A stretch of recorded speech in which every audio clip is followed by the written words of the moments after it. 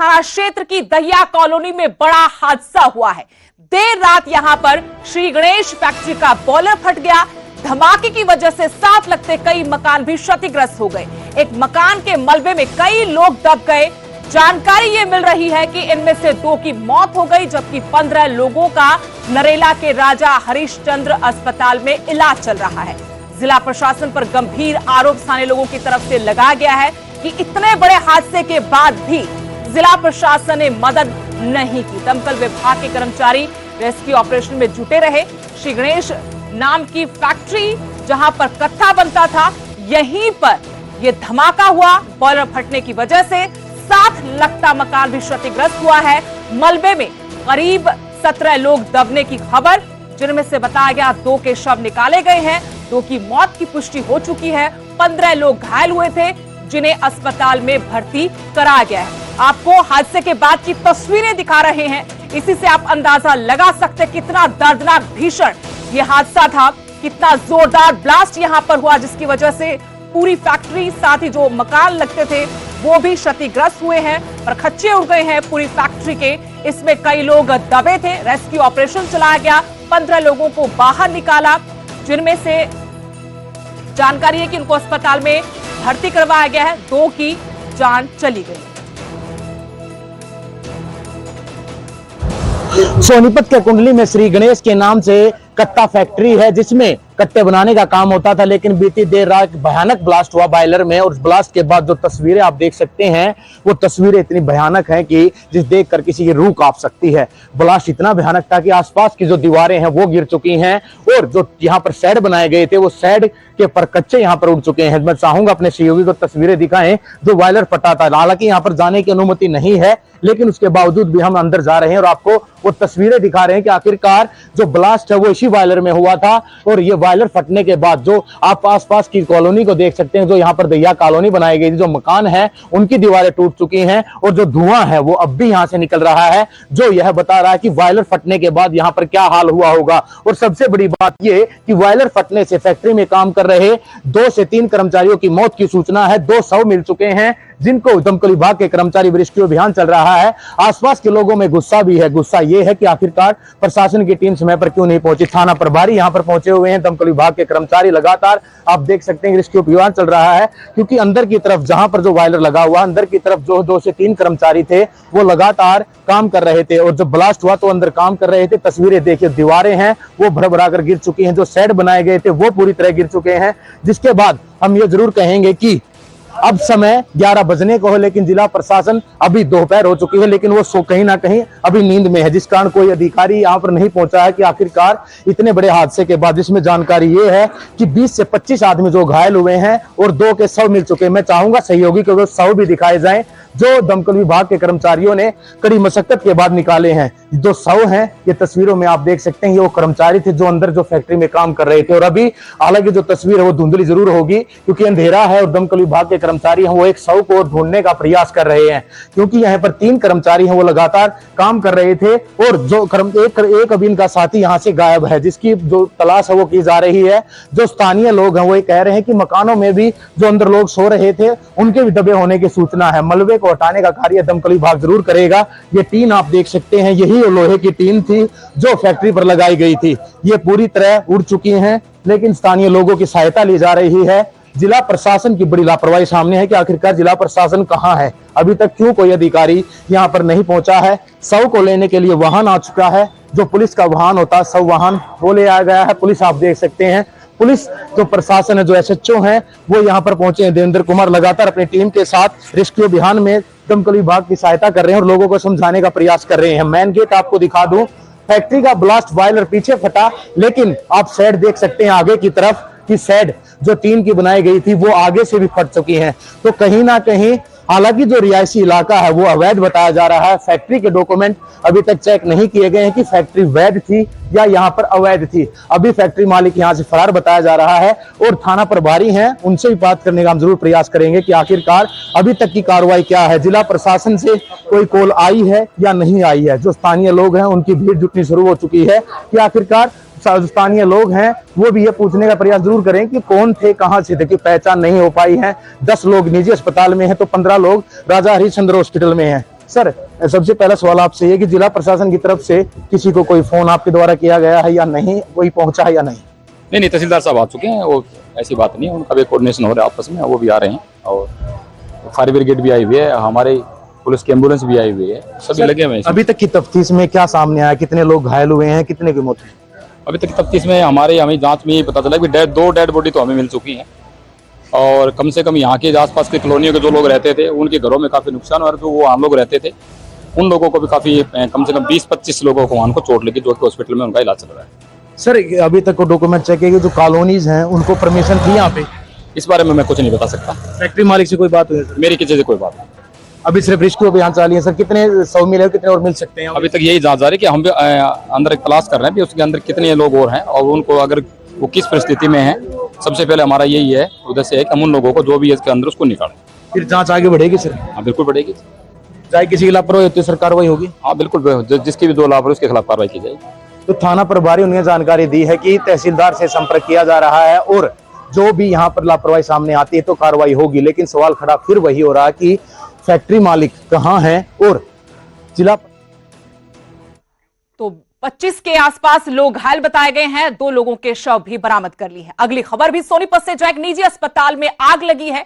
AC में short circuit की वजह से बताया गया कि आग लगी। आग इतनी ज्यादा थी कि अस्पताल में रखा सारा सामान जलकर खाक हो गया। फायर ब्रिगेड की 3 गाड़ियों को मौके पर बुलाया गया, जिसकी मदद से आग पर काबू पाया।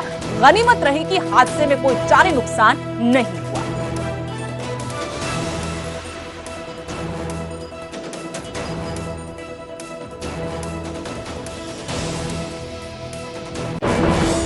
ये हमारे मुरथल रोड के ऊपर एक क्लिनिक के अंदर आग लगी है और एसी का एक फायर का शॉर्ट सर्किट हुआ है, उससे आग लगी है और एकदम से आग बढ़ी है। तो अब आग काबू है। फायर ब्रिगेड की मशीन टाइम पे पहुंच गई थी। जैसे ही मैसेज मिला फायर ब्रिगेड की पूरी हमारी टीम आई है यहाँ पे और आग को काबू कर लिया गया है। अब अंदर की जांच चल रही है। अंदर कुछ सिलेंडर वगैरह बताए गए थे क्लिनिक के अंदर, वो निकाल दिए हैं और एक बार सारी अंदर इंस्पेक्शन करके फिर इसको एकदम क्लियर करेंगे। हमें सूचना मिली थी कि जीएम कॉलेज के पास दुकान में आ गए।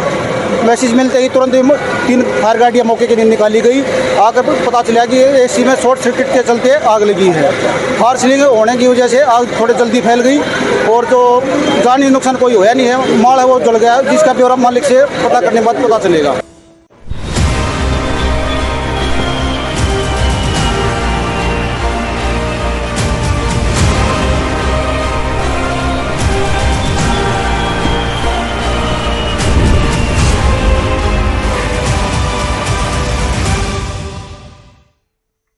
और अब खबरें हरियाणा के चुनावी रण से, जहां गुड़गांव लोकसभा सीट से जेजेपी उम्मीदवार राहुल यादव फाजिलपुरिया अपने चुनाव प्रचार में जी जान से जुटे हैं। फाजिलपुरिया ने मानेसर और नूह के कई गांवों का दौरा कर चुनाव प्रचार किया। फाजिलपुरिया ने बीजेपी और कांग्रेस दोनों पर जमकर निशाना साधा। उन्होंने कहा कि नूह का इलाका नेताओं की राजनीति का शिकार हुआ है। ना तो नूह का विकास हुआ, ना ही यहाँ के लोगों को रोजगार मिला। फाजिलपुरिया ने कहा कि अगर लोग उन्हें चुनते हैं तो वो स्वास्थ्य और शिक्षा को लेकर काम करेंगे। मेवात के अंदर एक ऐसी पार्टी चाहिए, एक ऐसा नेता चाहिए जो इनके साथ दिल से काम करे। आज यहाँ पे वो पार्टी आती है जो इनके भोलेपन का फायदा उठा रही है, कहीं ना कहीं बांटने का काम कर रही है।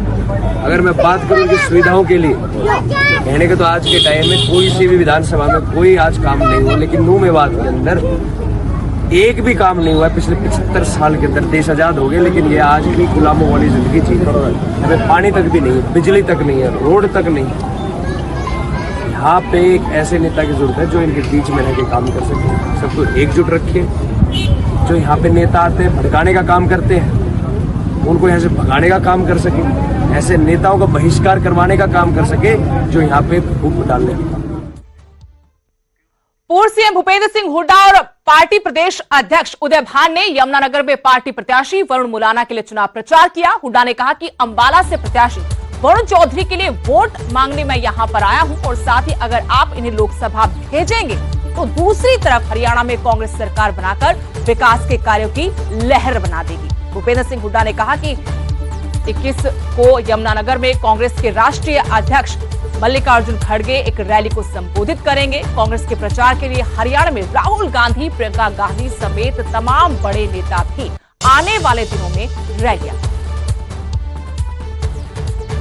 खड़गे साहब की है और राहुल जी भी आएंगे हमारे। अंबाला में प्रधानमंत्री नरेंद्र मोदी रैली करने वाले हैं। ठीक है, वो उनकी पार्टी चुनाव लड़ रही है, उनका काम है, वो अपना काम कर रहे हैं, हम अपना काम कर रहे हैं। हरियाणा में कितनी कांग्रेस की बड़ी रैली होने वाली है? कितने स्टार प्रचारक इसमें आ रहे हैं? सारे आ रहे हैं, हमारे शीर्ष नेता आ रहे हैं, राहुल जी आएंगे, खड़गे साहब आएंगे, प्रियंका जी आएंगी और जितने भी हमारे आएंगे। सर निर्दलीय विधायकों ने जो समर्थन दिया था आज वो राज्य भवन ने रिजेक्ट कर दिया। नहीं, ये गलत खबर है। रिजेक्ट क्या है? उन्होंने कहा अपने ईमेल से भेजो, उन्होंने अपने ईमेल से भेज रहे हैं। सर अगर आप फ्लोर टेस्ट में पब्लिक मीटिंग में कह चुके हैं। तो सर अभी सरकार कैसे चल रही है आपके पक्ष में? अल्पमत में सरकार चल रही है। इसका नैतिक अधिकार कुछ नहीं है सरकार का। नैतिकता के आधार पर इनको अभी इस्तीफा दे देना चाहिए। कुरुक्षेत्र लोकसभा सीट से इंडिया अलायंस के उम्मीदवार डॉक्टर सुशील गुप्ता ने बीजेपी पर गंभीर आरोप लगाए हैं। उन्होंने कहा कि भाजपा प्रत्याशी और नेता लगातार झूठ का प्रचार कर रहे हैं। भाजपा ने हर वर्ग पर लाठी चलाई है, हर वर्ग से पैसा उगाही की है, भ्रष्टाचार की सारी सीमाएं लांघी गई। जनता को 10 साल धोखा देने के बाद अब एक बार फिर से ये लोग मौका चाहते हैं, जबकि इंडिया गठबंधन विजन के साथ मुद्दों पर चुनाव लड़ रहा है। यहाँ से नकली शराब बन के गुजरात तक जाती है। ये एसआईटी की रिपोर्ट है। नवीन जिंदल जी ने उस पार्टी को ज्वाइन किया जिन्होंने किसानों पे एनएसए लगाया, उनकी प्रॉपर्टी जब्त की, उनके ऊपर गोली बरसाई, सुकरण किसान की हत्या कर दी, 750 किसानों की शहादत ले दी। 10 साल तक इन्होंने शोषण किया। अब जनता ने मन बना लिया है इंडिया गठबंधन को लाने का। जेजेपी विधायक रामकुमार गौतम ने एक बार फिर से बड़ा बयान दिया है। उन्होंने मनोहर लाल को सुपर सीएम कहा, साथ ही यह भी कहा कि नायब सिंह सैनी बढ़िया आदमी है। उन्होंने कहा कि सैनी बढ़िया आदमी है, लेकिन पूरी की पूरी कमान उनके हाथ में नहीं है। पूरी तरह से सुपर सीएम मनोहर लाल खट्टर ही हैं। दुष्यंत को लेकर जब सवाल पूछा तो कहा कि मेरा दुष्यंत से कोई रिश्ता नहीं रहा। इशारों में उन्होंने नवीन जिंदल को वोट देने की अपील भी की। दुष्यंत के जिक्र पर शाराना अंदाज भी रामकुमार गौतम का देखने को मिला, लेकिन इस अंदाज में वो दुष्यंत चौटाला पर तंज कस रहे थे। साथ ही केजरीवाल को देश का गद्दार कहा। किसी को वोट दे दो, और कोई सीपीएम सीपीआई का खड़ा हो, कोई आजाद खड़ा हो, अच्छा आदमी, किसी को वोट दे दो भाई, लेकिन इस गद्दार को वोट ना दे मेरे भाइयों। ये जो केजरीवाल है, इज अ नेशनल ट्रेटर, देश का गद्दार है। देश से उसका कोई लेना देना नहीं है भाई। इसको वोट मत देना, इसकी मदद ना करना, चाहे काले सांप की मदद कर देना, क्योंकि इससे बड़ा कोबरा कोई हो नहीं सकता। ये कोबरा स्नेक। मैं जेजेपी से एमएलए बना, मेरी वजह से सारी जेजेपी के एमएलए बने, और जिस दिन मैं एमएलए बना उसके बाद से ही मैंने कोई वास्ता नहीं रखा उससे।